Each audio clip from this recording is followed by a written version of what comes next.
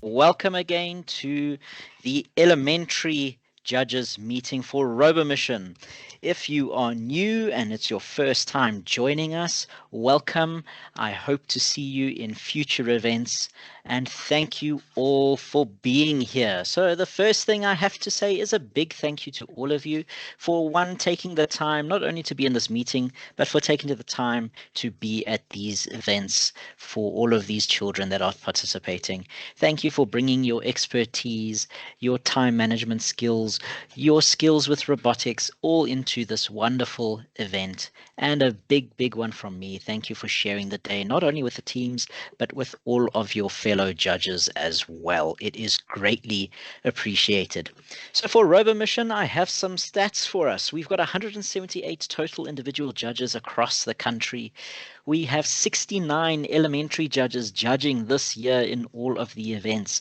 I can't believe how many judges we actually need this year. The WRO has grown massively, and that's thanks to all of you as coaches and everyone involved.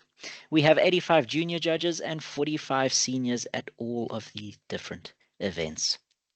And then just a massive big thank you. As you can see, it's a very big thank you on the screen there. And this is to all of you for taking the time.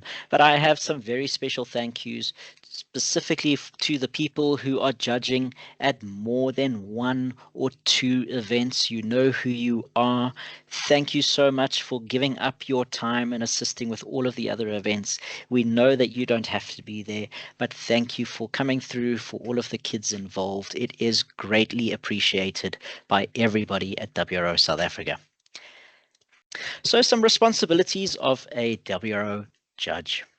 The first thing is we'll take a look at the hierarchy. So we have our table judges. That fills the majority of judges for our events. Our table judges are going to be the ones responsible for working with all of the teams. And for me, they are the most important people because you are interacting directly with the teams. Without you, we would not be able to run any of these events. Our age group head judges, these are people with a lot of experience and expertise in their field. We have quite a few head judges who have judged internationally overseas, some who've judged in head judge positions overseas, and it is an incredible thing to have so much talent and expertise in South Africa. So if you have an issue at your event, if you're not sure what to do, your head judges have the experience to be able to assist you. We then have a few category head judges, and these are the big judges at the events. They deal more with the administration, making sure scoring is working, things are running, and they are brought in for very difficult decisions, mainly disqualification of teams. So some main responsibilities of a judge, I've broken these all down into different areas. One of the things you'll have to do is to manage your assigned teams. The teams that you are going to be assigned to at your tables, you need to make sure that you manage them, you look after them. You'll be practicing, or they'll be practicing during your time there. You'll need to manage all of their practice runs, as well as the most important, the scoring run. You'll be assisting all of our other judges on the day, including our head judges, and you can assist a team when specific issues occur, not when every single issue occurs, only very specific issues. You'll be enforcing the general rules of the RoboMission category as well as the elementary game rules. All of the scoring criteria, the code of ethics, and any of the head judges' decisions on the day. We may need to make decisions on the fly, so please adhere to all of those and enforce them. We need to act as one unit because as a judge, you're part of a big judging family. We must then celebrate. We want to celebrate the teams, all of the judges, and the spectators. It is an incredible event, and you will have a lot of fun there. So celebrate as much as you can. We want to celebrate all of the successes that teams have, and we want to help them through their failures. So when teams are feeling dismayed that their robots are not working, it's up to us as judges to assist and raise their spirits. We need to celebrate the robot designs. Remember, these children have been working since January on their robot designs, and they have some very clever solutions out there. So celebrate them. Say, well done, your robot's looking pretty cool. No matter how the design looks, celebrate every single one. And the reason you're here is because you might have an interest in the world of robotics and coding. Hopefully you do. If you don't, welcome. You will have one definitely after this. Some more responsibilities. You will be responsible for some rule clarifications to teams. You'll be assisting your fellow judges. Unfortunately, we have this task of escorting teams to bathrooms. If the bathroom is not cordoned off and public's not allowed in, the reason for that is because we have had some issues with coaches hiding in bathrooms, trying to give USB drives to teams, as well as other funny things happening. We also want to just ensure the safety of our teams coming to and from the bathrooms. We'll be setting up the game elements, so you as a judge will be responsible for making sure that when the teams are running during practice time and scoring, that the table elements are all on the table and that they are correct. You are then, most importantly, responsible for scoring and the timing of those teams. Some RoboMission don'ts. So the number one thing, if you have been here for a while, you should know this one by now. Don't ever touch a team's robot without their permission. Never touch a team's robot without permission. If you touch a team's robot and something goes wrong, even though it was running perfectly fine, their team will blame you as the person who touched it. So make sure if you're going to touch a team's robot, you ask their permission, including in quarantine. Please don't touch a team's programming device again without asking permission, because we want to make sure that we protect ourselves as judges and we don't get blamed for things happening. A big one, as a judge, we are not allowed to assist teams with any building guides, any building advice, any planning of routes for the robot to drive through, any programming. Teams might ask you, I don't know how to program the ultrasonic sensor. We are not allowed to assist them. They must come with a pre-built program and they must test it and change it on the day. And we are not allowed to assist any teams with communication to the outside, namely their coaches and the spectators, unless there is an emergency, and we will get there. There are some exceptions to these rules. Please, as a judge, a big one for me, don't ever disrespect, tease, or make fun of a team's robot design or the team themselves. We have had a few incidents in the international where judges have made a comment about a team's robot and the team has taken it to heart. Remember, these teams have worked hard on their robots. They are proud of them, and we should celebrate and respect all of the designs that we see at these events. Please don't show any bias or favor towards a team. Please don't accept any bribes from any teams. Please don't show any bias even towards your own teams. If you are a head judge and you're at the event and you happen to have teams of your own in the category, please don't share or show any bias towards them. Rather ask another judge to make a decision for you.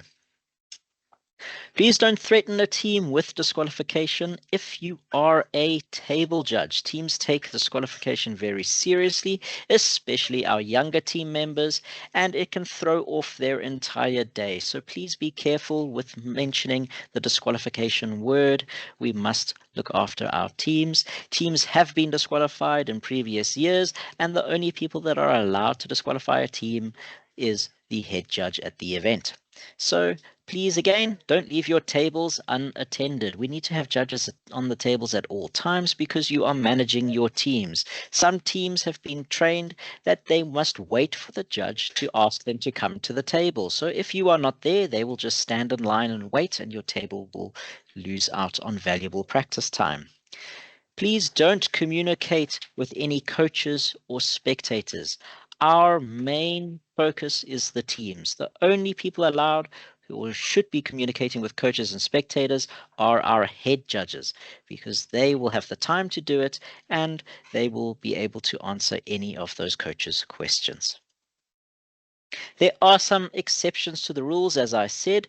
You are allowed to assist a team if they have had a hardware or a software failure. Something has happened that's out of the team's control. We can assist them as judges. Please ask your head judge before you assist a team. They need to okay it or not. And in most circumstances, the head judge will step in and assist the team while you still look after the teams on your table. Please always ask permission if you're going to assist a team by touching their robot or possibly programming device. Please make sure that you always ask for a team's permission. Some teams may require medication during the day. They may be diabetic. They may have to take something special. So please be aware that you may be flagged down by somebody to give a team some medication. Please make sure that that team receives that medication or that team member, because we want to make sure that they can still enjoy and survive the event. I hope, or I don't know if you can hear, but because I am home, I do have my 15-month at home with me, as well as my 5-year-old, and they may be running in and out of the room as we go. So you may hear them there in the background every now and again. I do apologize, but because I'm at home, it's one of the things that we have to live with. Another thing to expect, and that we can make an exception for in the rules, some teams can be very emotionally devastated when something goes wrong. We as judges will do our best to console those team members, but sometimes a hug from mommy or daddy might just make everything better. So please, in those circumstances where you find a team is inconsolable, speak to your head judge and they will arrange for a pep talk from a coach, from a parent, for those specific team members that are experiencing this very emotional event. A big rule for me. Here we have a wonderful team from South Africa. This is from 2019, all the way in Hungary at the international final. There they are, working on the table. Grandparents have flown from around the world to see their kids participate, their grandchildren participate, and what happens is we have a judge who stands in the way of the table and blocks the view. Please be aware of where you are standing as a judge. Try and not block the view of spectators. Only block the view when you are scoring and there is an element that you need to have a closer look at. Otherwise, always stand at the front or the start area of the table or to the sides. Try not stand to block the view of the spectators. So what criteria makes a good judge? Judges should be friendly. We want to be friendly towards our teams. They are under a lot of stress and under a lot of pressure, and a friendly judge will make the experience a lot easier for them. You should be observant. Watch what's going on, and this includes when you are putting elements down on the table. All of our tables are on the floor because it's more stable. So please be careful when you are standing up. You don't want to bump a robot, you don't want to bump a child, and you don't want to bump a fellow judge. So always be observant and watch your surroundings, but also observe the crowd and the spectators. Watch out for those sneaky coaches who are trying to throw messages or give teams some advice, perhaps some coding information, which is not allowed. Coaches are not allowed to communicate with teams in any way. If you see something, let the head judge know. It may have happened before, and then the team will be addressed. You should be attentive towards your team's needs. Watch what your teams are doing. If you have a team that's been sitting for 20 minutes, they haven't come to practice, go and check on them, make sure everything's okay. They may be having a hardware or software failure and are unaware that they can ask for assistance from you or the head judges. You should be of high integrity. When things are going wrong, you need to have your high integrity. If you are judging with your teams next door to you, you also need to be able to stay and look out for your own teams on your table. Let the judges work with your teams on their own table. You should also understand the rules. Please don't just read the rules, understand them as well. It is very important that you do so that when these different scenarios come up on the day, you are able to address them as a judge. But don't worry if you don't know how something should be judged. Ask your head judge. They are happy to step in and assist you. Some things to remember just while we are judging. You are there for the teams on the day. The judges are there for the teams are not there for you. That means you should not be asking children to go outside and get you a coffee. You should go outside and get it yourself, as long as your other judge, your friend, is standing at the table and is not left unattended. The enjoyment of the teams at this competition is our number one priority. The team should be having a lot of fun at these events. So please make sure that that is something you prioritize. If you are a coach, which most of you are, and you may have teams at the event, please don't go and talk to your teams until the break or for lunch.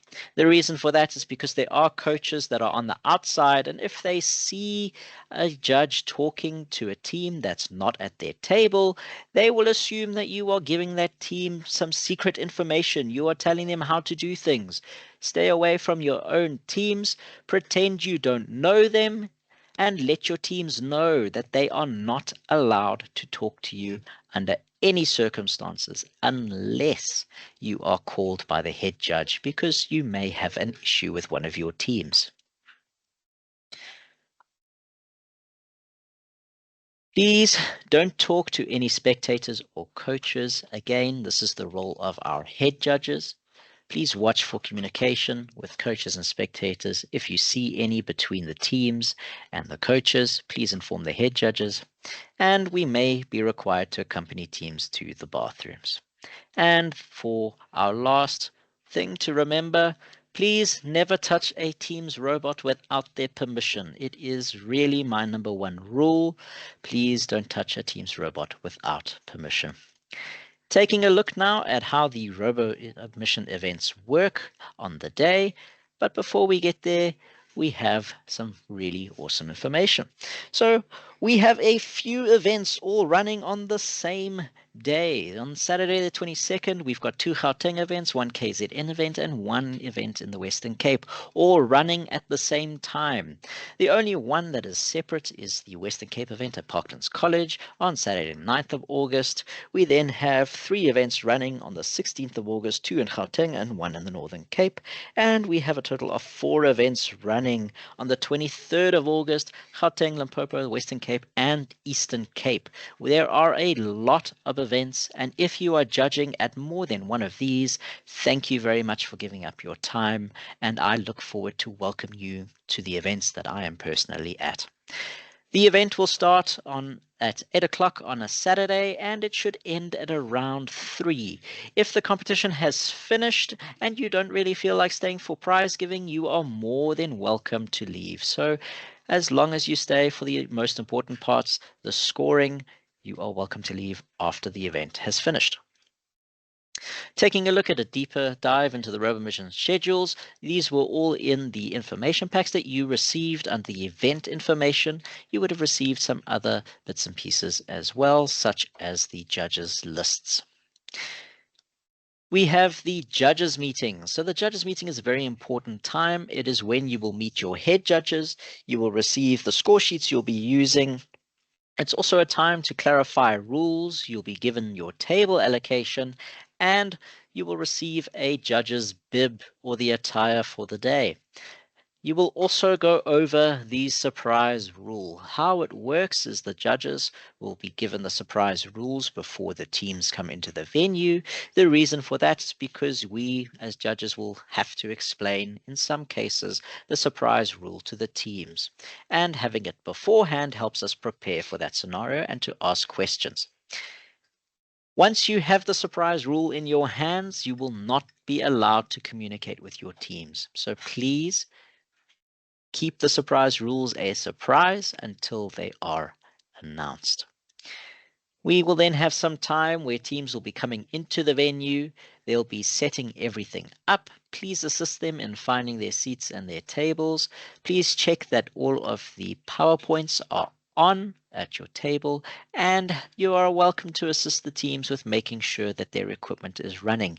If you have your own teams at this event, please make sure that your teams are seated and happy before you start assisting other teams.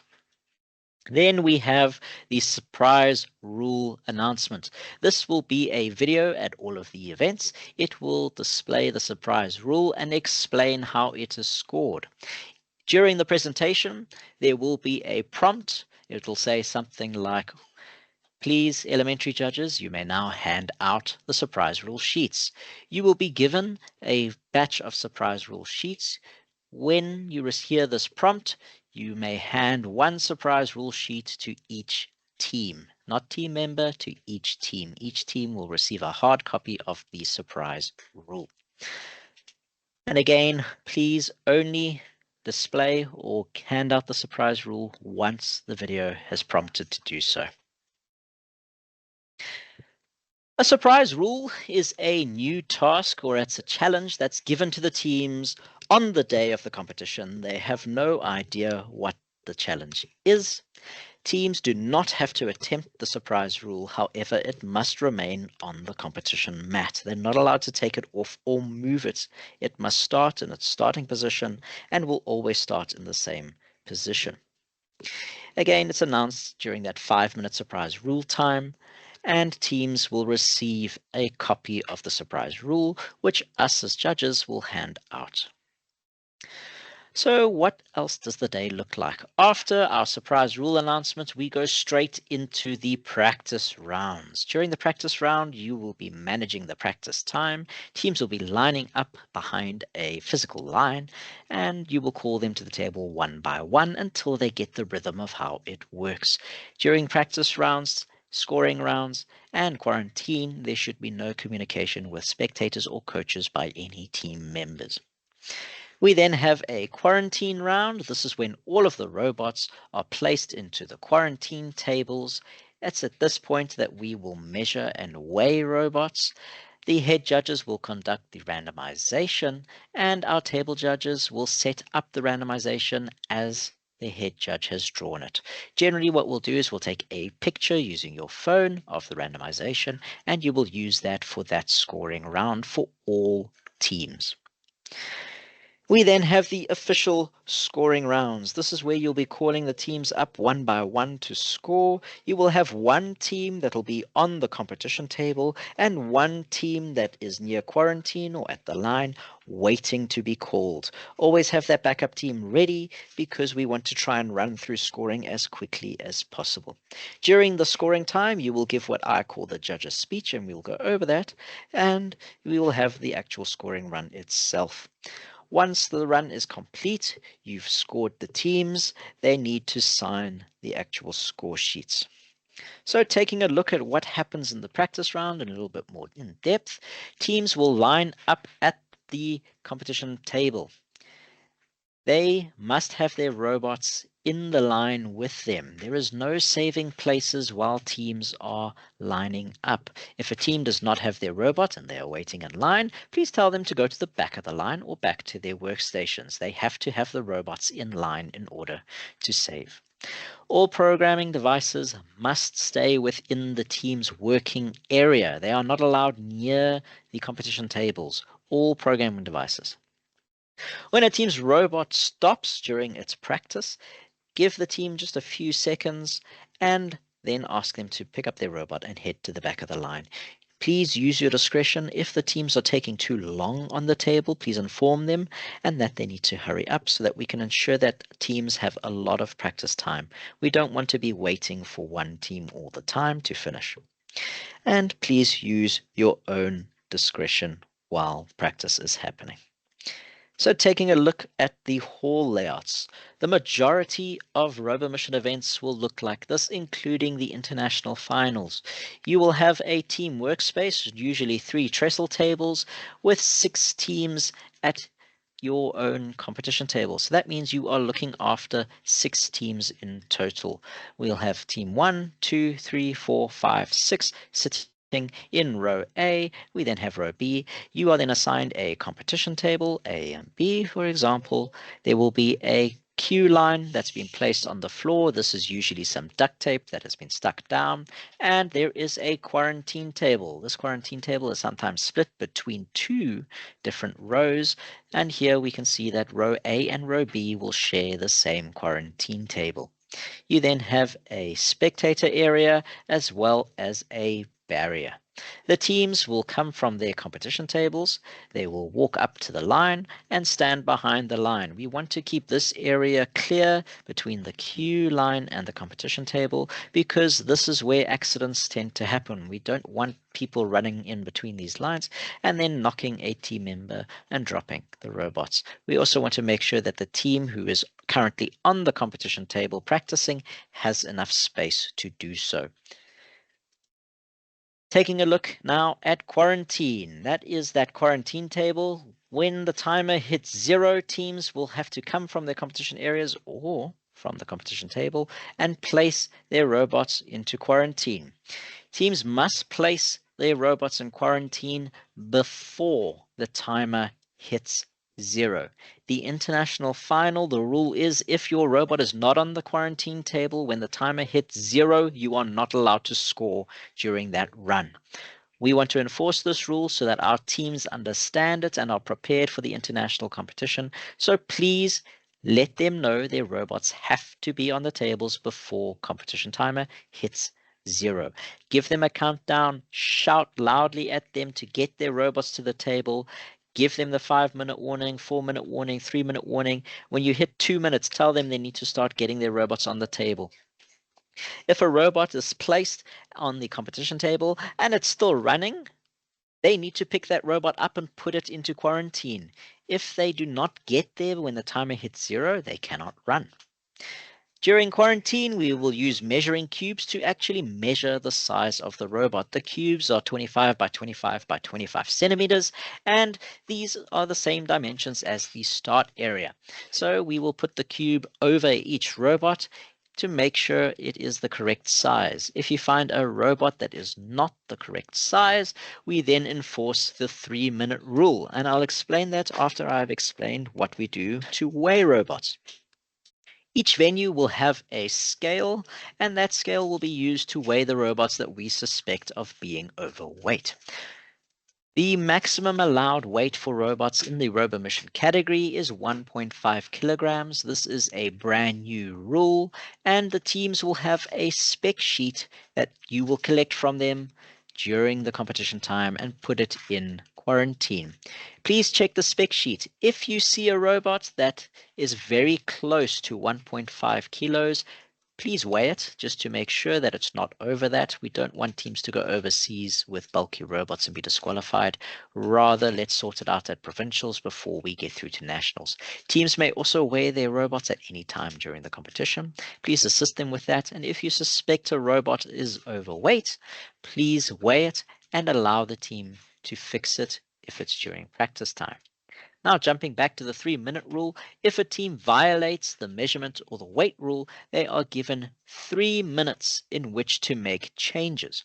So a team can take their robot back to the competition table or back to their team area, and they can then remove pieces, fix pieces, plug things in, make sure that their robot fits within the box. During that time, a judge will be with them, and you will be timing them from the second they put their robot down on the table to when they say stop. They have 3 minutes. They're only allowed 3 minutes. If they don't fix it within those 3 minutes, they are not allowed to run in the scoring round because their robot has violated the rules. During that time as well, our head judges will take the table elements and they will be randomized. Each table will have randomized parts. For elementary, it is the satellites. The satellites will be randomized and randomly placed by our head judges. All of the competition tables will then have to be set up by us as table judges to make sure that they meet the same randomization. Every team will have the same randomization for that scoring round. There are a total of 3 scoring rounds, which means we have 3 different randomizations which will be done during the quarantine period. What we suggest is one judge stands at the quarantine table and assists in measuring and weighing the robots. The other judge will watch the randomization with the head judge and then set up their table. Once you have completed that, you can then go and assist with weighing and measuring of robots. Taking a look at what we call the robot specification sheet. This is a new rule that's been implemented by the international final. It is a way that we can check what robots are at the events and to make sure that teams are fitting within the safety requirements. They must have the robot spec sheet. It has been sent to the coaches beforehand in their invitations, and it will be provided later as well. If teams arrive and they do not have the specification sheet, they must complete a blank copy that will be given to them on the competition day. Teams that do not hand in a specification sheet may not qualify for the national finals, as we can't verify if their robots comply with the rules. Taking a look at the scoring process or the procedure. During these scoring rounds, so we've been through practice, we've been through quarantine, and now we are scoring. What will happen is you will call the first team to the table. They will place their robot in the start area and start setting it up, getting it ready to go. During this time, you will give them what I call the judge's speech. Now, this is where you will tell them, hello, my name is so-and-so.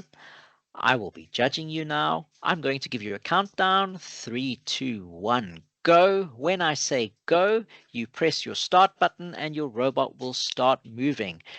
Also, when I say go, my fellow judge will start the timer. To stop your robot, you have to touch it to let us know that your run has finished. If you do not touch your robot, we will not stop the timer. So please make sure you stop your robot by touching it. Are you ready? If so, I can give you the countdown. Are you ready? Are you sure? 3, 2, 1, go. That's what I call the judge's speech. Please give that to every single team, every single time they come to score. It's a good way to make sure that the team has a little bit of extra time to make sure that their robot is set up. It actually calms them because they find it quite funny and relaxes them. So please make sure you do give this speech. It also reminds them of the importance of touching the robot.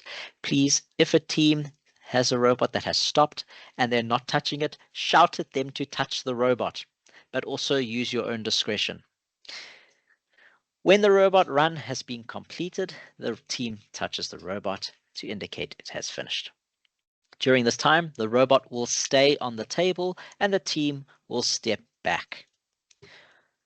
You can then begin scoring. So you will take the score sheet between the pair, you will receive one score sheet, and the two of you will work together to score what you see. Complete the score sheet in full. Here you'll be writing down numbers, maybe circling a few things.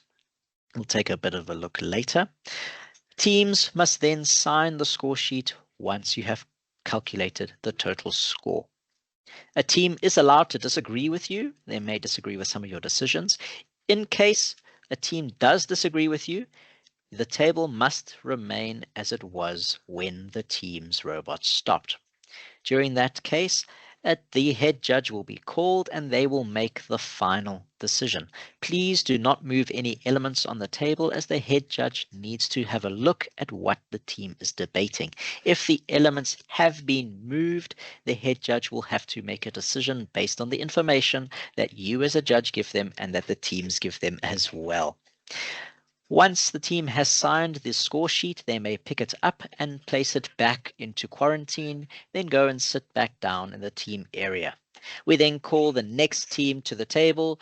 You then give the judge's speech and the whole process begins again. During the scoring round, when all the teams have scored, so you have your 6 teams on your competition table, when all 6 teams have completed their scoring runs and the scoring round, you will record all of the scores on what I call the record sheet. It is a little piece of paper with all of your teams on it. It has a slot for the score and a slot for the time. You will then hand those 2 pieces, the 6 score sheets, plus that single sheet, to your head judge, who will then hand it to the scorers. The maximum time a robot is allowed to run for during scoring is 2 minutes. So a robot is not allowed to run for more than 2 minutes. It's allowed to run for less than 2 minutes. Some robots may only run for 30 seconds or 10 seconds, but they may not exceed the 2-minute mark. When a robot hits 1.5 minutes of its time left, please inform the team 30 seconds left, 20 seconds left. When you reach 10 seconds, give them a countdown. When you say 1, scream at them to stop the robot. Take note of where all of the elements are, as some teams do like to cut it close. Taking a look now at the score sheets. So on the score sheets, we have a couple of things we need to cover. So for the elementary category, as an example, you may have something where you will score either or. You cannot give both scores. So for example, for the rocket fuel going into its scoring area, it's either completely inside of the area or it is only touching. It cannot be both. So a team will either receive 10 points or they will receive 5, unless they didn't do it, in which case they receive 0. Please record everything on the score sheet. If a team has not scored any points for something, please put the score as 0. Please also record however many items of that particular scoring element was achieved. So as an example, we can see here that the rocket did not reach orbit, so the team has received 0, and the total there is then 0. However, it did cross in flight for the first marker, so across the first marker, they receive their 5 points. There are then bonus points. The bonus points are always awarded to the teams unless they have been moved or damaged by the robots. So if a team moves out of the start area, or if they just place their robot in the start area, they automatically receive the bonus points. Please remember, you only score a team once their robot has stopped moving, because it could place everything correctly, then a glitch might happen and it knocks everything out.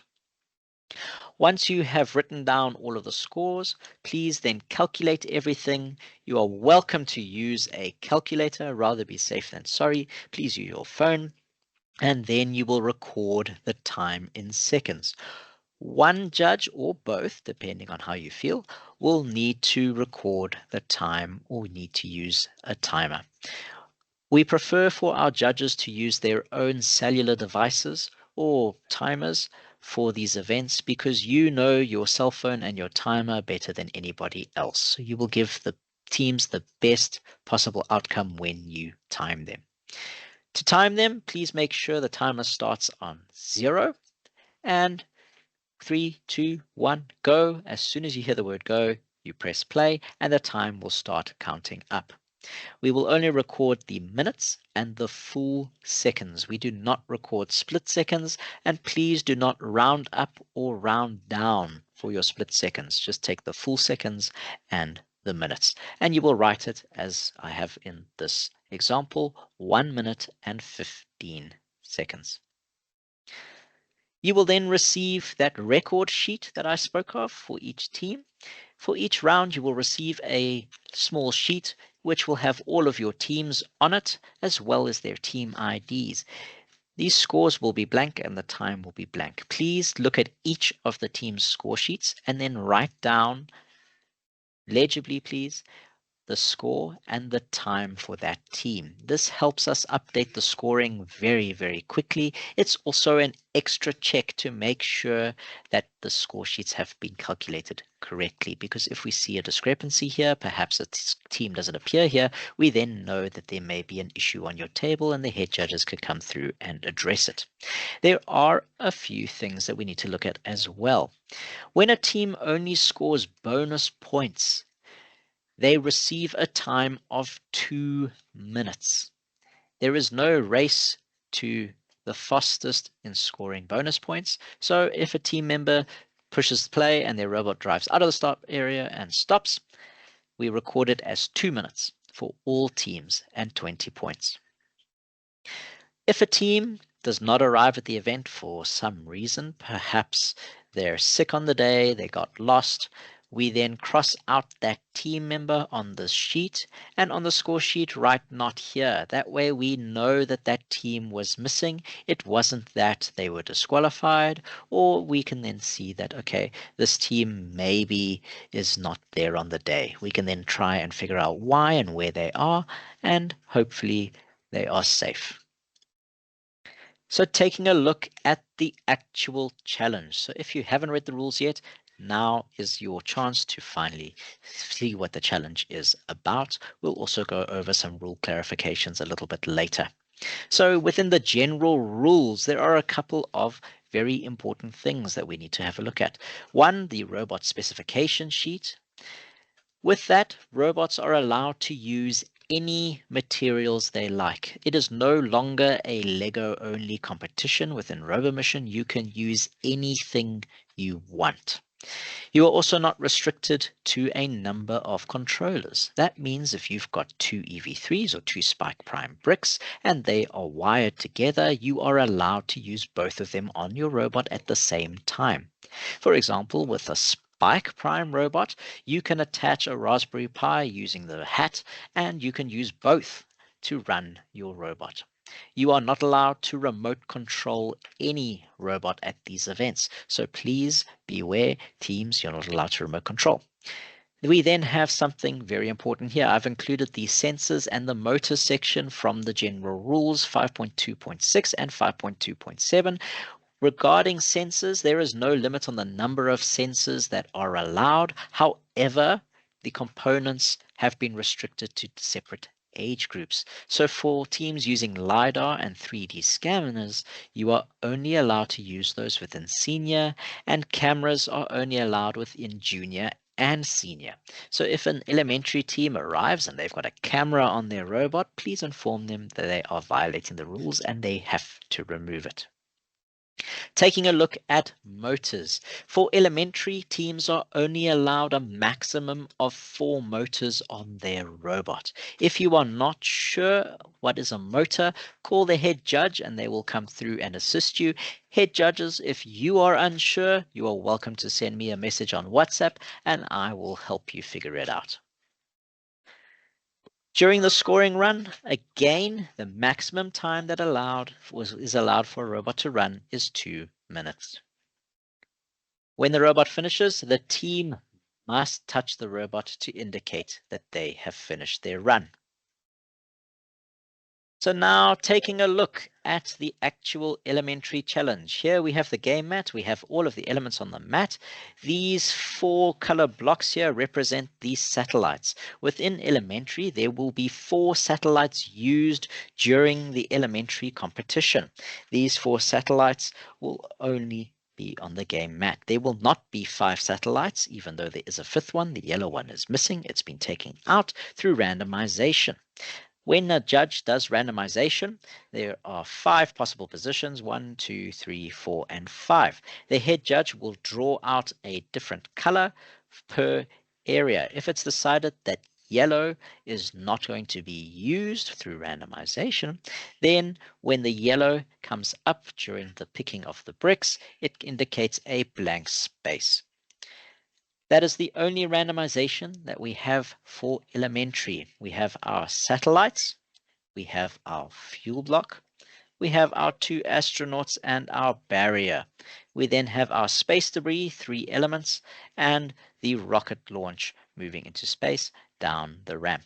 The satellite scoring area, and we have a few random little spots as well. So taking a look at what we have to do, the rocket fuel needs to move from its start position and end in the rocket fuel area. The rocket launch, the rocket must be pushed along its ramp all the way to the end to score maximum points. The ship must pass the red markers completely in order to receive points for passing the marker. The space debris needs to be touching the inside of the white area, the start area. Our satellites need to be taken and placed on their matching color. If a satellite is placed on a color that is not matching, the team will receive partial points. They won't receive full points. We then have the barriers and the 2 astronauts. These must not be touched. These are our bonus points, and teams will receive points for not touching those elements. So in total, we have 10 points for completely placing our fuel block and 5 points if it's just touching that white area. Our rocket ship is 15 points for getting it all the way to the end, completely past the red marker. And if it's between the first red and second red marker, they will only receive 5. For a satellite completely inside of the correct color, they receive 20 points. And if it's partially touching or in the wrong color, they receive 5 points. For elements that are not damaged, the astronauts, they will receive 5 points each, and the barrier 10 points. And lastly, we have those wonderful little pieces of space debris. If those are placed touching the start area, they receive 10 points each for each of those elements. It's for a total of 155 points. Now, I have not included the surprise rule. However, the surprise rule will increase the total maximum points allowed for the challenge. The surprise rule is part of the bonus points, and a team is allowed to only do the surprise rule if they would like to. Remember, the surprise rule will be on the game mat, and teams have to cope with where it's positioned. So having a look now at some clarifications now that we've seen what the challenge entails. For the robot starting area where the team places their robot, all parts of the robot must be inside the white area. It is not allowed to project outside of the area, and this includes all of the cables. If parts of the robot are extending outside of the border, it is the blue or yellow or green border, depending on the color of the mat. For elementary, I believe it's blue. All robot pieces must be inside of the white square. Anything that's overhanging or touching outside, the robot will not be allowed to start.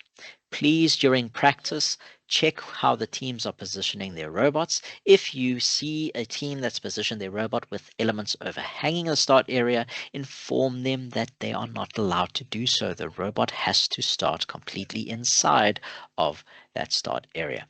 That start area is the 25 by 25 centimeters that the robot maximum dimensions are allowed.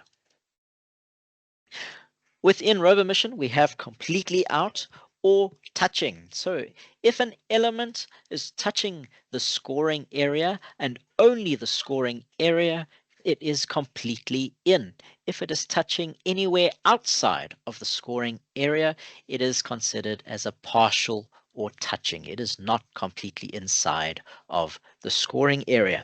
We go to such extremes sometimes where even a millimeter can make the difference between first and second place. So please make sure that you check. And again, if you are not sure or you're worried about making the wrong call, ask your head judges to step in and assist you. They will make a call for you. Taking a look at our satellites. No part of the satellite must touch the outside of the scoring area if the team is to receive full points. Please check the satellites if they have fallen over. For the majority of satellites, if it has fallen over, it will most likely be touching outside of the area, which means that the teams will not be allowed to score the full number of points. They will only score 5 points, even if it is in the correct area. The robot launch. The entire rocket must cross the red marker in order to be scored. If it is overhanging or touching the red marker, it is not passed, and they will not be allowed to score the points for it. This mainly relates to the second marker, the one right at the end. The rocket must entirely be past that marker. And again, if you are not sure, call the head judge and they will make a decision. The bonus points. In order to score bonus points, these elements must not touch the outside of the gray area. I have an example over here where our astronaut is still within the gray area. If it is like that, they will still score the bonus points. If it touches anywhere outside of that gray area, those areas over there, the teams will not score any points. It must stay within the gray area. When I say any points there, I mean only for the bonus points. So what to expect at a WRO RoboMission event? Well, you will be wearing a very stylish bib. It is quite colorful. We have a great array of colors, mainly red and yellow. If you're lucky enough to be using the old bibs, we have a beautiful mustard yellow, which is my favorite. And you will be standing quite a lot because the tables are positioned on the floor. We want to make sure our judges are seen, so you will be standing quite a lot. Please feel free to walk around, and if you feel like a coffee or you feel like you need to go and get something to eat, you are more than welcome to leave the area wearing your judge's bib. Remember, that's part of your identification, and you can go and get something to eat or drink or take a little bit of a break during practice. Please make sure both judges are on the table during scoring. As long as one judge remains on the table during practice, you may take turns leaving the venue. You may be nervous, especially if it is your first time. If you are a veteran of these things, you may also be nervous. You are more than welcome to be nervous, especially if you are a head judge and it is your first time. You may be extra nervous. However, there is no need to be. It is quite a lot of fun. It is pretty relaxed, and you should enjoy the time.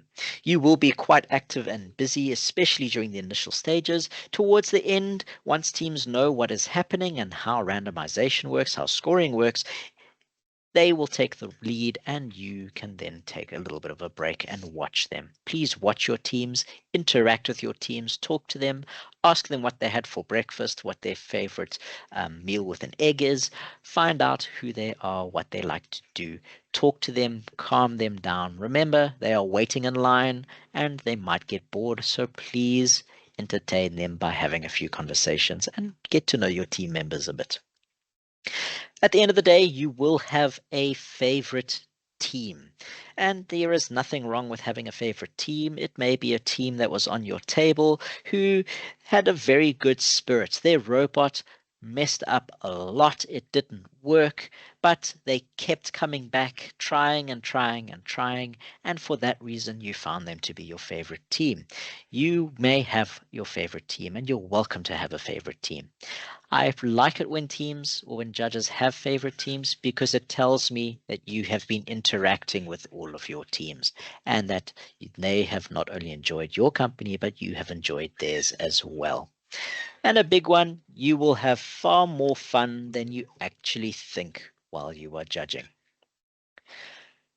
Then, for all of our RoboMission judges, we try and spoil you a little bit on the day as a way to say thank you for giving up your time by providing you with lunch at the majority of our venues. There will be lunch arranged for you. You are welcome to eat it in our special judging area. We have a very nice little judging area at all of our venues, and the reason for that is because we want you to have some time away from coaches, away from spectators, and away from teams where you can sit and relax and enjoy a little bit of time. It's also an opportunity for the head judges to come and give you a pep talk or to let you know how you are doing. And for me, importantly, it's a time where I can then say thank you for participating in the event and thank you for doing what you are doing here for all of the kids. We then have a little bit of admin. So judging is completely voluntary. Everything as a judge is at our own expense, except for our judging lunch. And no judges are paid to judge at any of these events, including the international final. That's right. If you want to go to the international final, you have to pay for yourself to get there to judge all of the teams. Judges tend to be people with a love for WRO, robotics, or both. And if you don't, or if you're not quite sure yet, by the end of the competition day, I can guarantee that you will love robotics. In South Africa, we pride ourselves on having very fair, competent, and incredibly professional judges. We maintain international standards while we are judging at our provincials and national, and this prepares all of our judges for the international event. Any international judge, anybody here with experience, will tell you that through our South African process, when you arrive at the international, you are almost over prepared and you are ready to take on any challenges. A lot of other countries do look to us to assist them on the tables, and you will find that if you are at the international final, you are often placed on trouble tables or tables where there are teams who give judges issues. You'll be taking on the dirtiest of jobs at the international final. We often send, as South Africa, the largest number of judges to the international event. I don't know why, it's never been sort of researched, but I think it's because we have a lot of South Africans who just like judging, and it is quite a fun process. If you are interested in judging at an international event, this year the international final is in Singapore, and next year it will be in a place where I'm not allowed to tell you yet because I don't think it has been released, but it will be somewhere else. And in order to judge at the international final, you must have judged at a provincial event. You must have judged at the national final in the year of the competition, and you must have notified us by email as WRO South Africa that you would like to judge internationally. As the national organizers, we will put your names forward as well as the list of all of your achievements in South Africa to nominate you as a judge. So the more events you judge at, the more years experience you have, the more likely you will be accepted as an international judge at an international final event. Then, if you have any issues, if you have any questions with judging, you are welcome to reach out to wro@handsontech.co.za. Otherwise, call our offices and we will be able to assist you. I do my best to answer any and all judging questions, complaints that we receive, and I want to make sure that you are looked after as a judge. Under our chat, I see we have one question there. As mentioned, the maximum time from start to finish is 2 minutes. If the robot was stopped more than 2 minutes, for example, 2 minutes 20, we should score it. Very good question. So a robot is only allowed to run for a maximum of 2 minutes. When you have the timer hit the 2-minute mark, the team must stop their robot. So as a judge, you will watch the timer. When it's 1 minute 30, you will tell the teams 1 minute 30 seconds left. 1 minute, we have 30 seconds left. You've got 20 seconds left, and then you will say 10 seconds left and give them a countdown. 9, 8, 7, 6, 5, 4, 3, 2, 1. When the timer hits 0, they must stop their robot and their maximum time will be recorded as 2 minutes. No team should be given a time of more than 2 minutes because it is unfair to all the other teams. They have to run their robot in the 2-minute maximum time. Yes, it's maybe just a very simple one, but I was just wondering regarding the head coach or the head judges and all of that, where exactly will they be on the day? Will they be roaming through the tables, or how do we get hold of them if there's a query? What a wonderful question. So our head judges will be in the competition area and they will have been assigned to their specific age group. So if you are looking for your elementary head judge, they should be within the elementary area. They'll be walking up and down, watching the tables, interacting with you. And if you need them, you can WhatsApp them if they've given you their WhatsApp numbers. But if you do need them desperately, the best thing to do is shout or ask your other judges, have you seen the head judge? For some events, we have 2 head judges for one age group. This is something we implemented in South Africa a few years ago, and because of how well it works, it's been implemented at the international final as well. We have a head judge and a deputy head judge who assist. This means that there's not only one individual at your event who you can ask for assistance, but 2, and the 2 work together and have quite a lot of experience together, and they can assist everything much faster. So your head judges will be in the area, should be in the area, and they should be easy to find, especially during the scoring rounds. All judges should be in the area during the scoring rounds. Good evening. So my question is, what happens if I, as a judge, make a mistake. Like human errors are like inevitable. So what happens if I, as a judge, make a mistake? That is one of the best questions I have ever had. So thank you very much. We make mistakes all the time. It happens. You are human. You are under pressure. Things can get quite confusing sometimes. You can make a mistake. If you make a mistake, the best thing to do is to address it. Contact the head judge and let them know what you have done. Normally, this relates to not scoring a team properly. I don't think I added the team score correctly, or maybe they should have gotten the bonus points. Something as simple as that. Let the head judge know. They can then assist in helping you rectify that mistake. Mistakes happen. If you by mistake bump a team and their robot falls, it has happened. Let the head judge know. There are special conditions which do allow us to give a team a little bit of extra time because it's not the team's fault that a judge broke their robot. So there are some things in place. Please feel free to let us know if there has been a mistake made. We want to fix the mistakes for the betterment of the kids. And remember, in the rules, it says that if you are unsure in your decision, you bias your decision towards the team's benefit. So if you don't know if the element is in or out, give the team the benefit of the doubt and give them those points. I hope that answers your question. From Christo, just to clarify, may teams make use of extra built spaces to place their robot at the starting point and then remove it before starting? This is a very interesting question. It is a rule that's been in the rule book for quite some time. It's a difficult one in some circumstances to answer. However, the rules specifically state a team is allowed to use a spacer or a jig to help them set up their robot in the start area.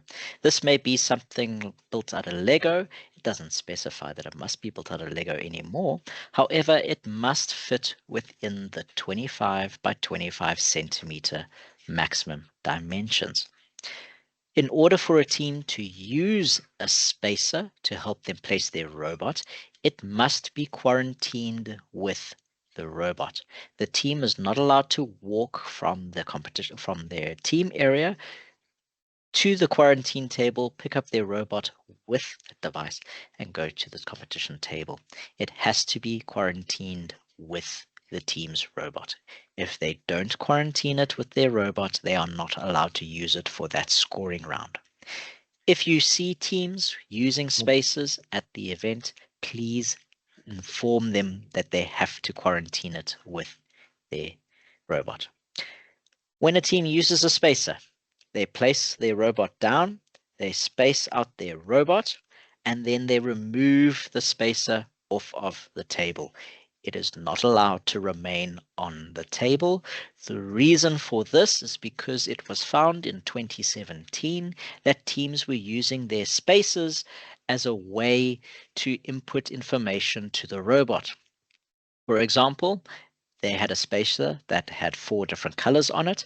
If the robot saw yellow, it would run the yellow randomization. If the robot saw red, it would run the red randomization. For this reason, spacers are not allowed on the competition table when the robot is running. With that, a team places the robot down. They use their spacer to space out their robot. They then remove the spacer off of the table, and then you as the judge will give them the countdown 3, 2, 1, go. A team is not allowed to have the spacer on the table. They press go, their robot starts moving, they can then take their spacer off. If a team does that, technically their run will end because they have touched the robot or they've touched the mat and they've interfered with the competition. So please inform teams that spacer must be removed from the table before their robot runs. So my question is, are there any things that we should look out for, like things that may seem like out of the ordinary, like not that out of the ordinary, like things we wouldn't really pay attention to, but we should really pay attention to, like they're not in the rule book or anything, but as an experienced judge, what should we as first timers like really look out for? That is a very interesting question. And for me personally, the number one thing I look out for is how often teams are coming to the table. If I am judging on a table and I have one team that isn't really coming up to the table all that often, it indicates to me that they may be having a situation or a problem. I can then step in and address that issue and help them if I can. Another thing to look out for is the robot placement on start. Teams will put their robots down and it may be too large for the area. Always make sure that the robot is the correct size and ask your teams, are you sure your robot's the right size? Why don't we just test it first during practice? They are welcome to use the quarantine cube to test the size of their robot before they get to quarantine. Rather let them fix the issues before they get to scoring. We don't want them to have to go into scoring rounds with robots that may not qualify. I don't know if there are any of our other experienced judges who might want to help me answer that question. What do you look out for, Christo? I know you've been doing this for a long time, and Christo's also went overseas with us last year to the Turkey International Final. And if I can say as well, Christo, for some reason, you are going to be judging at all 3 Western Cape events. So thank you very much for doing that and stepping in. So I don't know if you have anything that you want to say. Otherwise, any of our other very experienced judges, you're welcome to give an idea of what you look out for. You can type into the chat. Otherwise, unmute and let us know your response. So I see we've got another question. Will teams be allowed to download their codes or programs via Bluetooth? Yes, teams may upload the program to the robot via Bluetooth. Bluetooth may be on during the practice rounds. However, it must be off during the competition round unless the robot does not allow it. So there will be some robots, non-Lego mostly, in which case these robots may require a constant Bluetooth connection. In the case where an robot requires a constant Bluetooth connection, the programming device is quarantined with the robot. That's a way that we can make sure that teams are not uploading information to the robot during the quarantine period, which, by the way, if a team does do, it is a really bad idea, because what they've done is they've uploaded an untested program to a robot that they are now going to run in a scoring run, and generally the robots tend to fail in those cases. So teams, yes, are allowed to use Bluetooth to upload their code or their program. With that, there is something very important which I have missed in this presentation. I'm going to fix it for the others. And that is what happens if a team arrives at the competition table with no program. In the case where a team has arrived at the competition table for scoring and there's no program on their robot, the first thing that should be done is call the head judge. The head judge may be able to assist the team and find the program on the robot. A team is not allowed to upload a program to the robot at any time during scoring. So if a team arrives at the competition table and there is no program on the robot, they will not be allowed to re-upload it. In this case, the team will receive a score of 0 and a maximum time of 2 minutes. Okay, just want to make sure we've got that one. I will send out something as well so that we can cover that. Yes, another question. Okay, so you already spoke. Okay, first things, thank you for being patient with us and answering all these questions. So you spoke about the 3 scoring rounds and the 3 randomization rounds. So when you say 3 scoring rounds and 3 randomization rounds, can you run me through that like just a little bit? I didn't properly understand it the first time. We have a practice round, round 1, followed by a quarantine and the first scoring round. This is all within the allotted time and schedule. There are 3 possible scoring rounds, round 1, round 2, and round 3. That means teams are given 3 opportunities in which they will score. Teams have to place their robots into quarantine. There is a quarantine for each scoring round, and there is a practice round for each scoring round. We have a 60-minute practice round in the first round. Round 2 and round 3 is 40 minutes of practice, followed by each having a 10-minute inspection or quarantine time, and then a 20-minute competition time in which we can score them. Generally, there is time built into those, and we do finish a little bit earlier than normal. So we have extra time built in just in case there's something going on. Maybe there's a lot of teams who have an issue and they need the 3-minute rule to assist them. But basically, our teams have 3 possible scoring rounds. We run randomization 3 times. That means because we've got 3 rounds, the judges during the quarantine time will set out the randomization. It should be different from the previous round's randomization. If not, the teams are lucky in that case and they can run with it again. I hope that answers your question. What I'm going to do is I'm just going to find the actual schedule now, and I will place it up there so that you can see. I'm just looking through my folders to see if I can find it over here. All right, I see we've got another question while I am busy looking for our schedules from Nikki.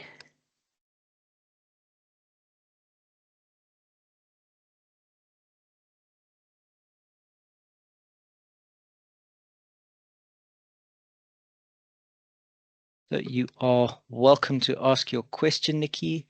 I do have the schedule coming up now.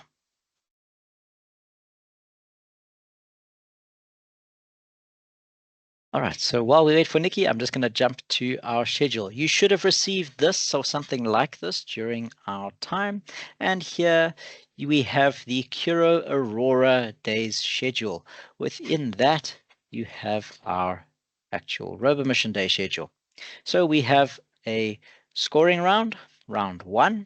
We then have the teams collect their robots, round 2. We then have lunch, and then round 3 will take place.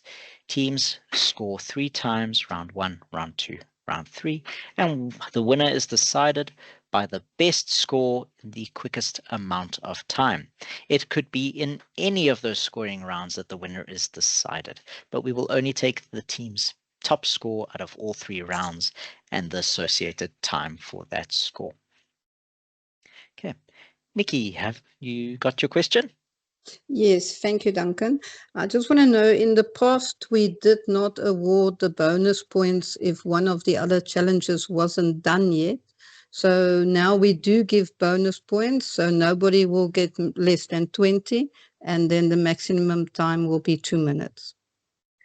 That is correct, yes. So the rules prior to 2024 all stated that teams had to have done something else in order to score bonus points. With the new rule set coming in 2025, this rule has been changed, and teams, or in 2024, sorry, teams can now actually get bonus points without having done anything else. They automatically score. And the reason for this is because we thought at the international final, teams wanted to actually have some points on the board rather than a big fat 0, or in the worst cases, back in the old days, we had negative points, and you did have some teams sitting on negative 50 as a score, which was not a great confidence booster. So we changed that. So is sensor calibration allowed before a run? So sensor calibration, no. Sensor calibration is not allowed before a scoring run. It has to run as is. Teams should be calibrating their sensors during practice time. If they have not, they will not be allowed to calibrate it during the actual scoring run. Then I see we've got another question of, can a kill switch, force or touch sensor be used to start a robot? No, the kill switch is not allowed to start a robot. It has to be, if you're talking about Lego robots, perhaps there's another robot out there. If it's got an enter button that the robot needs to run from, you need to start that button. Also, if you are running your program from an EV3 or a Spike Prime, which the majority of our competitors will be doing, you cannot start a program by touching the touch sensor, because if you push the touch sensor without a program running, nothing happens. So in order to run the program, you have to press enter. And with that, I would like to say a thank you to all of you for joining this evening and taking time.